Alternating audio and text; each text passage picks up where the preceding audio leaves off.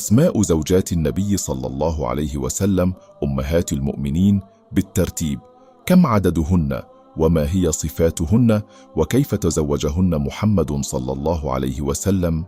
هل تعرف من هن أمهات المؤمنين اللاتي خيرهن الله ليكن زوجات نبيه صلى الله عليه وسلم في الدنيا والآخرة؟ خديجة رضي الله عنها، سودة بنت زمعة، عائشة، حفصة بنت عمر، زينب بنت خزيمة الهلالية،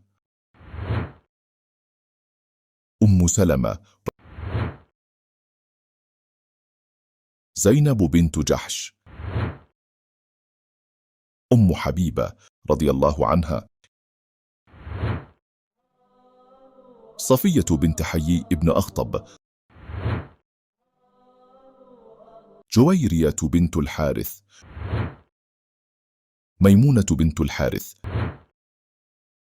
هؤلاء زوجات النبي صلى الله عليه وسلم أمهات المؤمنين. هل نحفظهن؟ هل نعلم أسماءهن؟ هل نحبهن؟ إنهن أمهاتنا. إن كل زواج كان له حكمة خاصة.